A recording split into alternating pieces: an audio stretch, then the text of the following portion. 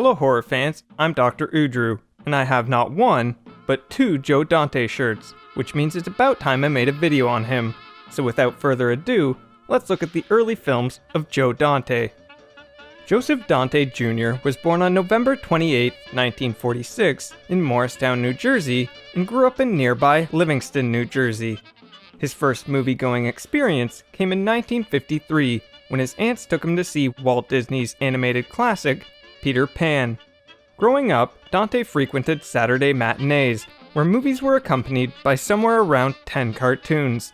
Paired with his love for Carl Barks's Disney comics, these experiences influenced Dante into pursuing a career as a cartoonist. Dante's first foray, or should I say, foray, into the monster movie scene came when he mailed his list of the 50 worst movies of all time to Famous Monsters of Filmland magazine in 1962. Joe's list was subsequently published by Famous Monsters editor Forrest J. Ackerman as a piece titled Dante's Inferno in issue number 18. Dante would go on to contribute reviews for the publications Castle of Frankenstein and Film Bulletin. In the meantime, Dante attended the Philadelphia College of Art. When picking his major, Dante was instructed that cartoons weren't an art, leading him instead to the film department. While in Philadelphia, Dante made friends with film collector John Davison, with whom he created the motion picture mashup The Movie Orgy in 1968. Coming in at 7 hours in length, The Movie Orgy was made up of movie clips, serials, TV shows, newsreel footage, and commercials. This copyright catastrophe was able to tour colleges and repertory theaters for free thanks to a sponsorship by Schlitz Beer. When Davison got a job at Roger Corman's New World Pictures in 1972, Dante was soon to follow. There, Dante worked as a trailer editor, eventually being paired with fellow splicer Alan Arkush. Dante and Arkush received their first opportunities to direct thanks to a bet Davison had with Corman, that he could make the cheapest picture in New World history. Following the formula set by Corman's Nurses cycle, Hollywood Boulevard follows 4 frequently topless would-be starlets as they work for low-budget production company Miracle Pictures. For some added tension, the two directors threw in a murder mystery plot cribbed from the 1932 film The Death Kiss after catching it on television. Given 10 days and $60,000, Dante and Arkush achieved their lowest budget goal by working the script around footage from existing Corman-produced pictures. Despite the creative limitations of this cut-and-paste collage, Dante still managed to squeeze in some signature Easter eggs, with cameos by Forrest J. Ackerman and Robbie the Robot, the appearance of an Uncle Scrooge comic and some Schlitz beer cans, and a quote stolen from meta-comedy Hell's a Poppin'. Is this Miracle Pictures? Sure is. If it's a good picture, it's a miracle. And in a callback to Corman's A Bucket of Blood, Dick Miller's character is named Walter Paisley. He's none other than Walter Paisley. From there, Dante moved on to editing Ron Howard's directorial debut, Grand Theft Auto, from 1977. When Hollywood Boulevard broke $1 million, Arkush was offered the high school comedy Disco High, which later became Rock and Roll High School, while Dante was tasked with the Jaws ripoff, Piranha. However, when Arkush was hospitalized with atrial fibrillation, Dante stepped into the director's chair on Rock and Roll High School for 2 days. Meanwhile, Dante worked on the script for Piranha with author John Sayles, imbuing it with tongue-in-cheek humor and an anti-Vietnam War undercurrent. What was it all for? To destroy the river systems of the North Vietnamese. In it, a species of genetically mutated piranhas escape from a military lab and feed off a nearby summer camp and a riverside residential resort. And is that Dick Miller? I'm never gonna financially recover from this.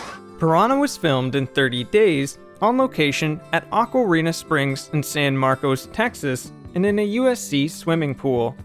While Rick Baker was originally approached to create the film's makeup effects, he instead recommended his protege, 17-year-old Rob Bottin, who is responsible for many of Piranha's gory prosthetics.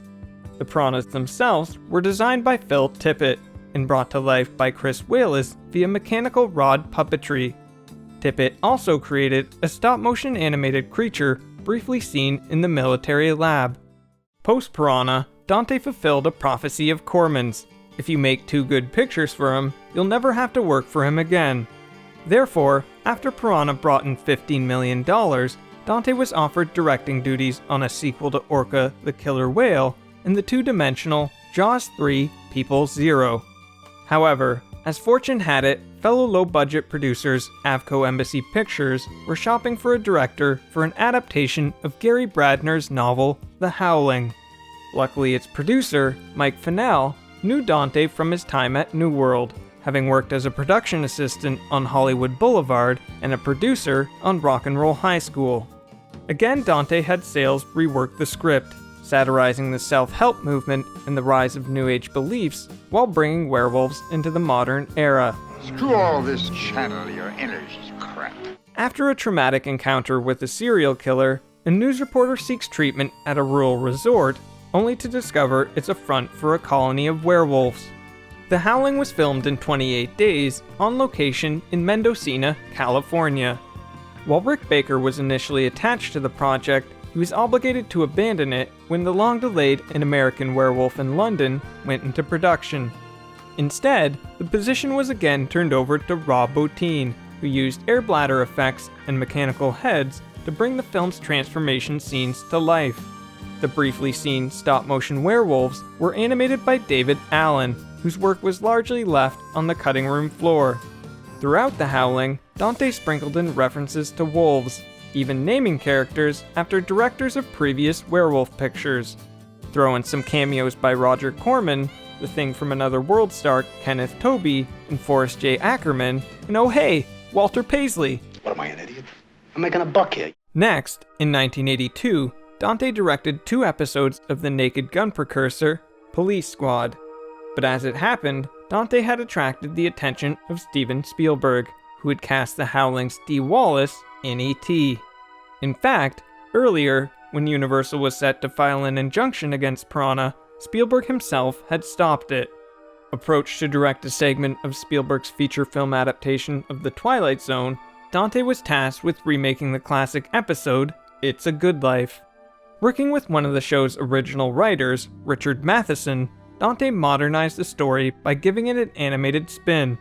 When an out-of-work school teacher gets sidetracked on her travels, she finds herself in a household held hostage by a boy able to make anything he imagines a reality.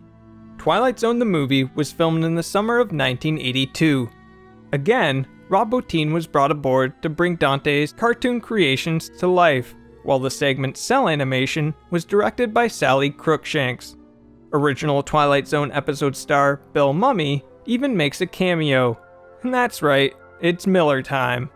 Serendipitously, another segment from Twilight Zone the movie featured a creature that would soon take over Dante's career and lead him to his commercial peak. Gremlin, what a fairy tale. Little man, oh brother. You can meet Joe Dante via the all-digital Salem Horror Fest on October 3rd and get in on reunion panels for The Howling and Gremlins 2. Click the link in the description below to find out how to attend.